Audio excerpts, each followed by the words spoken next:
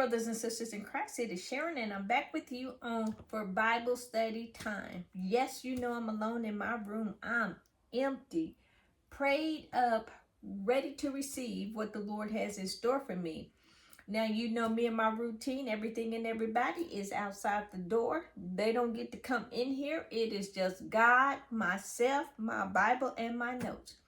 Well, let's go ahead and be about God's business here. And I'm coming to you out of Deuteronomy chapter 21, verses 1 through 23. And as always, I start with my observations. And in this chapter, I see they have an inquest for the slain, the rituals that they had to do to purify the city or atone for that death.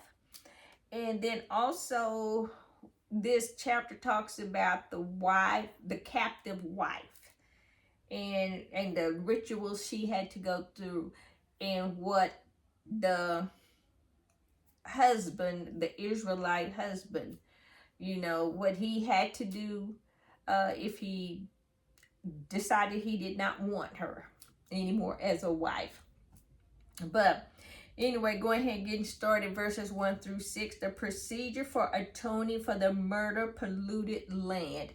And in here, the very first verse in 21 chapter, verse 1 says, if anyone is found slain, laying in the field of the land in which the Lord your God is giving you to possess, and it is not known who killed him. So basically, an unsolved murder. So God is already, he has got us covered. All the laws and stuff that we have today, God has already set, he had set the law for him. He's already set what we call the amendments, our laws are based on God's law. Law against stealing, law against lying. There's a law against murder, and law against what is that? A law against adultery. That's what I'm trying to remember. Adultery. So our law, God's laws just transcended all the way to 5,700 years later. That's just amazing. They still stand. But anyway, moving on here. This verses 1 through 6 is talking about when they find a dead body, that's in the field close in a land that they possessed. Not necessarily on their property, anybody's personal property, but it could still be in the vicinity of that. But these cities, they were responsible to account for these murders. They find out who committed these murders, in their jurisdiction. So each city had their own little, just like we do today, each city have their own jurisdiction over things. And so, but the priest had to make an atonement for this murder. In verses 4 through 6 here, they had to get a heifer that had not been put to the plow. They had to go to a field, an unplowed field, and then they had to take that, go to a stream of running water. There they would break the neck of the heifer, and this would be symbolic of the judgment for the person that murdered the slain person. And so then, this in verses 5 through 6 here, then the priest, they would wash their hands. They would signify the priest that done all that they could do to solve or settle this case, but they couldn't get it settled. And so therefore they were clean from all the guilt in the matter of this slain man. Because every life is precious to God, and he want an account. He wanted justice for every life uh, that's in this world today. He wanted an account for that, whoever killed that person, even though you might think you got away with some, committing murder or did something 30, 40 years ago.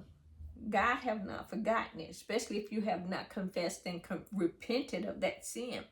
But moving on here, verses 7 through 9, the prayer said by the elders as they wash their hands. This entire ritual, that removed the impurity. This would remove the impurity, otherwise would have been bestowed upon the people of the city, because someone they could have not someone because someone they could not find had shed human blood. So they had to go through these rituals for the entire city, and because somebody was guilty and wasn't fessing up to it, and so they had to atone for this guilt, you know but God, I'm sure God knew who did the murder, who committed the act. And then it may not been someone from that particular city where the body was laying. It could have been moved there, but God still set up these he set up these rituals that the priest had to do, to go through. But moving on, verses 10 through 14, the law regarding of the taking a wife from a conquered peoples. And I kind of touched on this in chapter 20, but where when they captured the cities that were not Canaanite cities, but they were cities, that was not in the promised land, and they took the women and the children. So, but if there was a woman that a man wanted for himself, he could take her, as his wife. And it could have been his first or his second wife. But at that time, polygamy was something common in the Near East, and God just tolerated it.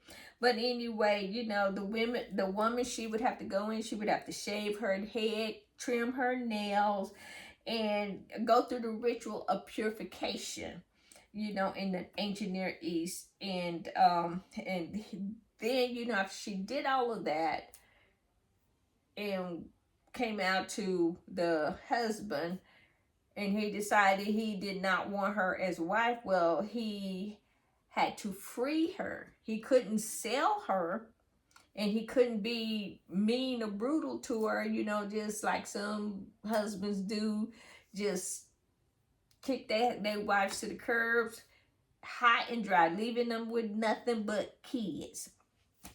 Just up and leave, And God said, no, you can't do that. You got to free her. You can't mistreat her, so treat her like she's human. And it doesn't say that, he has to provide any type of monetary provisions for her.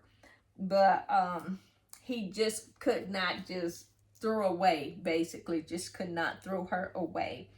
And so in verse 14, here he was just saying, just same thing I was just saying, that you could not sell her for money, and you shall not treat her brutally, because you have humbled her.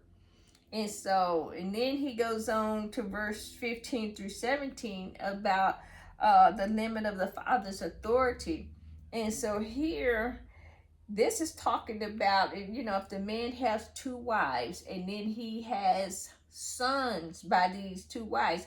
One wife is loved, the other one is unloved. Kind of reminds you of Jacob, Rachel, and Leah. But he was just saying the law of the firstborn, which is just a typical law for ancient Near East people.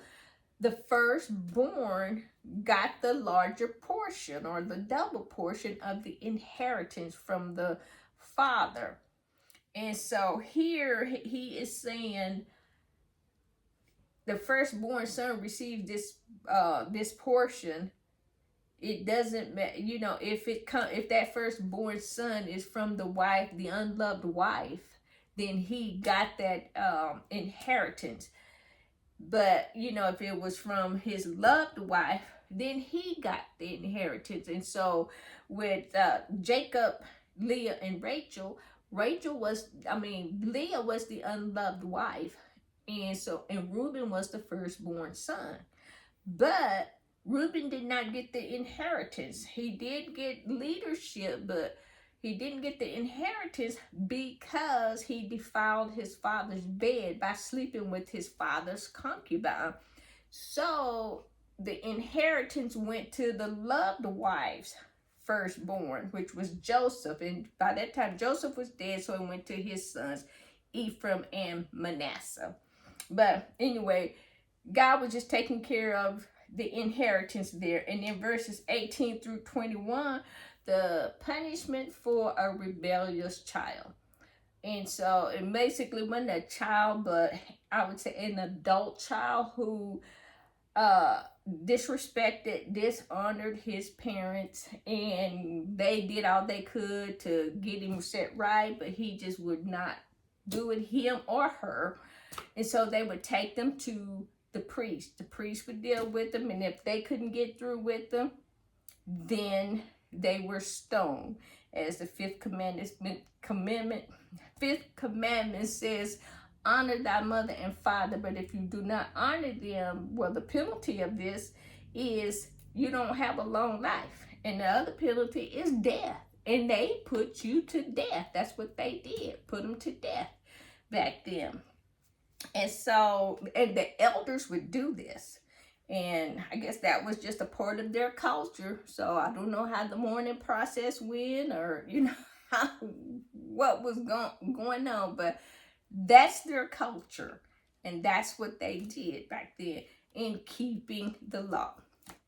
Well, this will end my Bible study for Deuteronomy 21. And as always, it's a blessing to get to share God's word with you. You be blessed, be safe, and remember to hit the like and subscribe button. Bye.